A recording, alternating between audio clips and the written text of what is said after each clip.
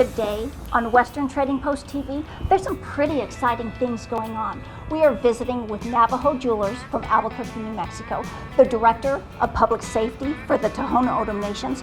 We're learning how to utilize vintage Navajo rugs, learning more about guns, so come on in and join us for the fun.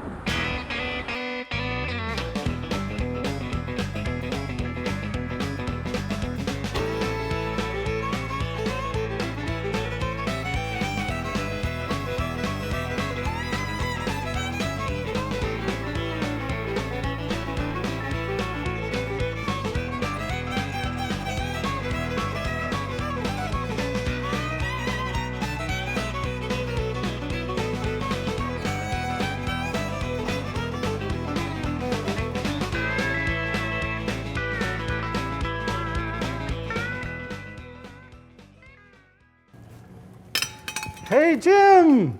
Richard Saunders, how the heck are you? Good morning to you. Mr. Jim Olsen, Exquisite from Tohono O'odham. It is always good to see you, my friend. It's good to see you too. I appreciate you stopping in when you pass through here. Absolutely. And you got a bag of goodies here. What did you bring? Mr. Olsen, Jim, you are always proudly displaying your beautiful, beautiful historic Native American jewelry. I wanted to show you a little bit of my little collection there that I'm a little proud of there as well. Obviously, Tohono O'odham are very well known for their basketry, their weaving skills there. Some little pieces there, miniature pieces that I'm very proud of. Some maize baskets there. Man in the mace there. Little baskets with lid, and these are horsehair. These are unique. These are horsehair. Woven with horsehair. Now this is a friendship basket. That is a friendship basket that represents the beauty, and we Tohono O'odham could not have survived the elements of the Southwest, the Tohono O'odham, without friendship and without embracing each other and without sharing our culture and history and language for that matter. So that is one of my proud pieces of basketry there. Richard, it's always so good to see you when you come by and give me a history lesson. I love it. Jim, it's always a pleasure likewise to pop in and see what you always have in store there. And I appreciate that and the friendship and the opportunity to do the same there. I look forward to you coming to visit me very soon. I'm gonna come see you soon, okay? Absolutely. Thanks, Richard. Have a good day. You too. Hey, short stuff, what's up? I'm just getting ready for work. No, you're not. I'm not? Not without jewelry, you're not. Well, I think I need some. I think You so. can help me with that. What about this? Well, I already have this necklace on. I think those are a little bit too short. Very well. It needs to be a little bit longer. What about this? Longer. You did get that right. But it's orange. Okay, I okay. can't have orange with my red dress. It would totally clash. I have very high standards. Of course you do.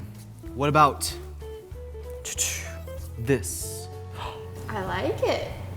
I do believe so. It'll go perfectly with my necklace. That is totally my style. Well, allow me to assist you.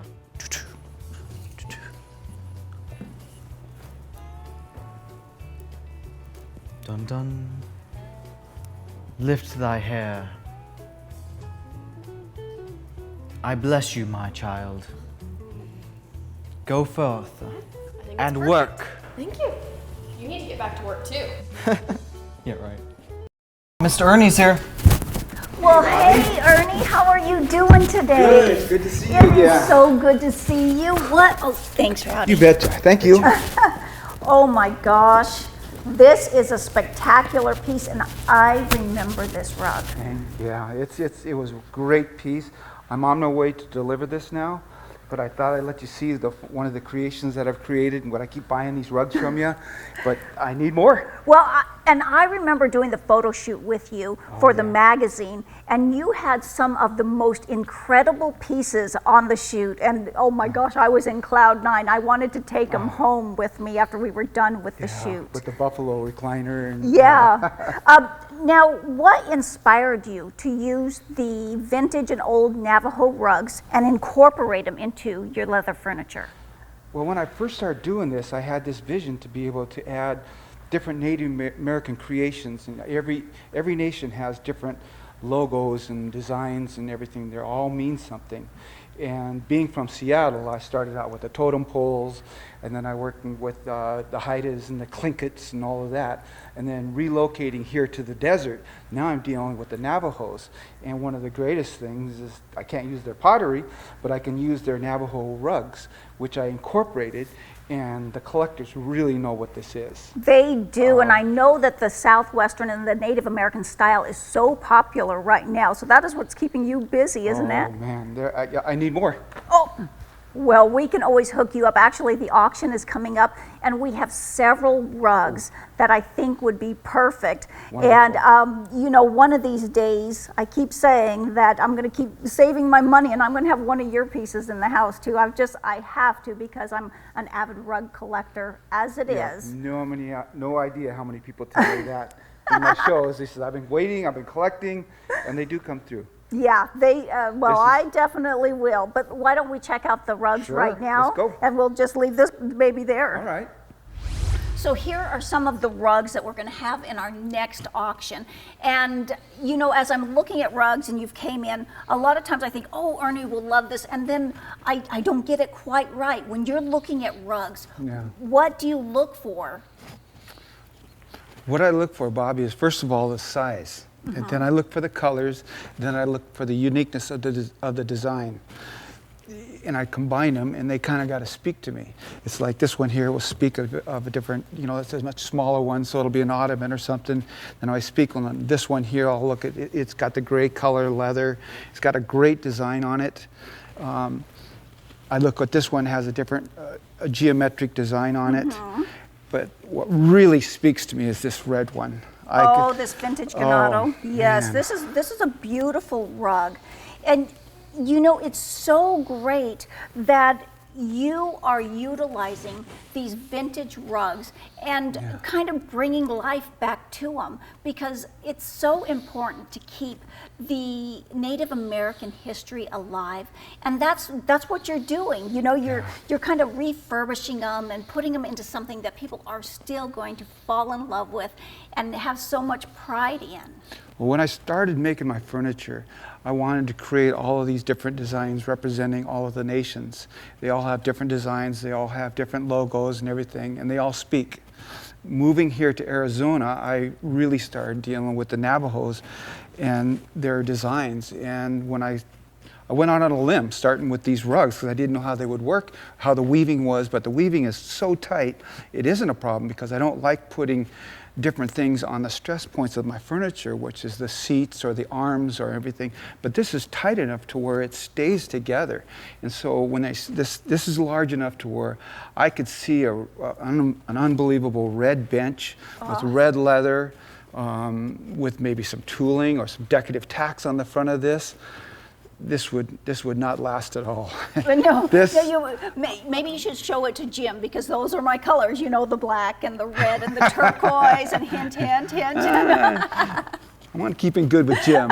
Jim gives me a heads up on what's going on with the rug business here. Well, and like I said, we just love what you are doing. Oh, thank you. And you know, this auction is still in a couple of weeks. Yeah. And so you know what we have, and you've kind of felt them, and you know how tight the weaves are. But we also have some of the rugs up front that we can look at if you need some right away. Yeah, because I'm so glad you got to see what I finally put together, as many as I've taken out of here. I know. And you finally get to see one. Unfortunately, it isn't a bench, but I do have pictures which I gave you.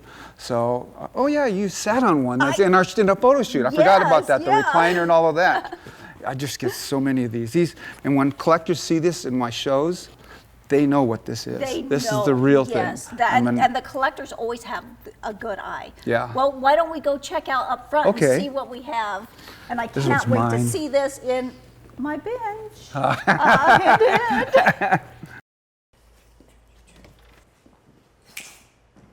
Hey, Pops, how you doing? Hey, buddy, have a seat here. You can help me out. I was just getting ready to put some pistols out that I just got out of the cooler. Okay, what in the world is the cooler? You know, that's what my nickname for the little lockup room in the back where things go to set for about 30 days or so after we buy them. Okay. You know, that way we can make sure they're not hot or anything like that, so I call it my cooler.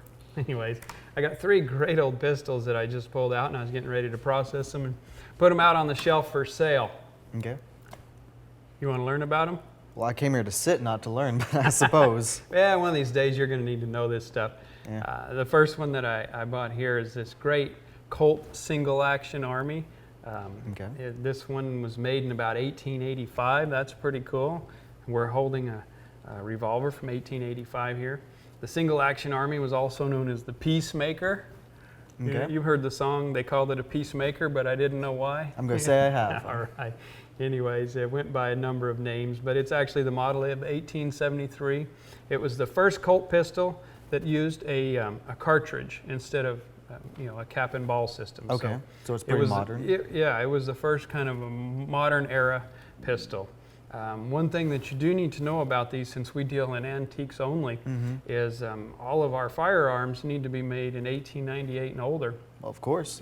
On this particular pistol, it has a serial number of 114,026, which is well within the range. About the first 182,000 of these are considered antiques. Like I said, I had looked this one up, and this one was made in about 1885 based on its serial number. But there's a lot of those that aren't. There's hundreds of thousands of them that were made. I mean, there's Colt first generation, second generation, third. I mean, they made them way up, for years afterwards. So, the ones that we're after are the first 182,000 or earlier. And this one, I'm going to price at $4,500 whenever I put it out on the shelf. We paid $3,500, so that's not enough profit. I know it doesn't sound like a huge profit margin, but in pistols and guns in general, there's not a big profit margin, but they're easy to sell. Okay, what's next? All right, the next one that I brought out here, this is it's a Remington model 1858. They call it also a new model Army. But even though it's considered a model 1858, they weren't actually manufactured until about 1862 through 1875. So why would they lie to everybody then? Well, because the patent date on the barrel says 1858. So I'm not sure why they didn't start producing them for a few years there, but they did. They wound up making about 132,000 of these, so it's kind of a limited edition. This one's serial number's in the 97,000 range. It was made, late 1860s, somewhere in there. This is a cap and ball system versus the cartridge like the Colt there. This is the cap and ball where you actually you put the powder and the patch and the ball down in there, and then you got a little tamping rod here to seat it. So what does that mean, to seat it? To make sure it's all packed down in there good, so if you hold your pistol like that, the ball doesn't just roll out on the ground. Yeah. And then in order to fire it, you'd put a percussion cap here, and that's how the ignition system works on these. So they were pre-cartridge guns. They call these black powder guns. So you'd have to load them. Yeah, it took a while to load them, whereas the Colt, you just open it up and put in cartridges real quick. These actually took, a real fast guy might load one in a minute and a half. So could you imagine, you're in the Civil War and some guy's shooting at you, wait, time out, I got to reload here. Anyways, it did take a while to load them. This gun here, we're going to put on the shelf at $1,500. How much do we buy it for? Actually, this one I paid $1,000 for. Okay, that's not much to eat off of. I know, but like I told you, there's not a huge profit margin in the guns. But so the other one, this is a great gun here. I really like this. These are pretty rare. This one is a Rogers and Spencer, which you don't hear of Rogers and Spencer, right? Never heard of them. Never heard of them. You've heard of Colt and Remington, though, right? Of course. Yeah. This is a Rogers and Spencer, it's obscure now, but it was manufactured during the Civil War. They actually ordered 5,000 of these for the Union Army during the Civil War. This one is serial number 4531. This is definitely one of the 5,000 that was ordered for the Civil War. So we can't say with 100% certainty that it was actually used in action, but we do know that this was issued to the somebody in the Union Army during the Civil War. So that's great. These are a little bit more rare because, like I said, there wasn't as many of them made. Again, it's a .44 caliber. It's a cap and ball system, just like the Remington. And I'm going to put this one on the shelf at $17.50. Okay, so if this one's so rare, why isn't it bringing as much as that one? Desirability. Okay. It's just the market. This is a 7.5-inch barrel Colt and .45 caliber. This is the most collectible form of antique Colt pistol that there is. There's millions of people who want one of these, and this is a little bit more specialized market. Okay. For Civil War collectors of rare guns. Okay. Good question, though. Thank you. I'm trying to learn here, but I don't want to learn any more, so I'm going to go. Oh, come on. All right. I'll see you later, buddy. Yes, sir. Ellie and Nick Jackson are Navajo jewelers from the Navajo Nation in New Mexico, and they have came all the way here to Casa Grande, Arizona, to trade back and forth jewelry for stones. We get to see them a couple of times a year. Ellie's style is very traditional, and Nick has both traditional and contemporary. And I have to say that they are a mother and son team. They work fabulous together and one-on-one. Ellie, when did you start making jewelry? I was about 9 when I was child labored by my siblings back in the 1970s. Now, when they say child labor, I mean, did they like... No, I would just help out with sanding or cutting or buffing while I stayed with my sisters. And you have a big family? Yes, I come from a family of 11 and I'm third to the youngest. Now, with your pieces, like I talked about, you have a traditional style, but you have such an amazing contemporary style. Tell us a little bit about the pieces, like the bolo that you're wearing. I know that you made that, and it has coral and chrysocolla with some of the most amazing tips. What was your inspiration for that piece? I just pick out the stones that I like and let them speak to me. Trying to just go design from there. And I know when you guys are out there and we're kind of doing our little trade, Grammy's always sitting there with you, and it takes you a while to kind of go through the stones and everything because they really do need to speak to you, don't they? Exactly, yep. And you guys have gone to some pretty amazing places. Or I know Ellie, did you get to go to DC with Ellie? I did, yep. You did? Tell us a little bit about your Washington, DC trip. We were invited for Obama's inauguration powwow and vendor arts and crafts show. So we did drive, I think, 2 days? 2 days, nonstop. Yes. To get there, and then how many days was the event? 2 or 3 days? I believe it was 3 days. 3 days. Was it the most amazing experience? Because I know there in Washington, D.C., the Native American jewelry is not as popular, is it? There was a lot of natives, and the venue we were at was mostly for the native politicians from all across the country. So they really enjoyed our jewelry. I really enjoy your jewelry. I think you guys were one of the first artists that I got to showcase when I started doing photo shoots for Western Trading Post. Remember that beautiful white buffalo set that you made that Jim sold? Oh my yes, goodness. yes, you're gonna have to make me another one and just Sure. sneak it to me. Well, Nick and Ellie, you guys are such a blessing to us, and you truly feel like part of the family. And to be able to showcase your items, I don't know, I know you come here to the Trading Post. Do you have other places? Actually, Western Trading Post is exclusive. Nick and I don't have our jewelry anywhere else. Maybe Really? one other place, but mostly we want our jewelry to be here because we love you and you feel like family to us. Well, we love you guys so much. We truly do. And what an honor. I know we can't keep it on the shelves. It sells like hotcakes all of the time. And I know I have a few pieces, but yeah, let's like deck me out in the whole set. You guys are heading back after we're done here today? Yes, we are. Well, I know you guys brought a huge case of jewelry, and you're going to need to visit with Jim and pick stones with Grammy. And make sure that Jim gives you a good deal. Okay, we will. I love you guys so Love much. you too. All right, you guys have picked out a great batch of stones with Grammy here, and she's got that tabulated for me already. I went through the jewelry while you guys were going through the stones, and I think I know what I feel like we ought to be doing here. Hopefully you'll agree with me. So, Nick, it looks like you had around 1,100, and this is wholesale on the stones, and Ellie, you had around 1,400 wholesale on stones. I calculated the jewelry out and the beadwork there, and I would like to pay each of you $800 boot over and above the stones on this trade. Oh, she's giving Nick the look. Well, I tell you what, why don't we do 12? 12? I know you drove all the way down from Albuquerque, but gas isn't that much from Albuquerque to Well, here. it's the heat. It's 120 down here. It is 120 outside, so how about we do 1,000 a piece? Would that work? So just cut to the chase. $1,000 sounds good. I like round numbers. 1,000 Okay, each. sounds boot? good. Thank Okay. you. You're paying me the 1,000, right?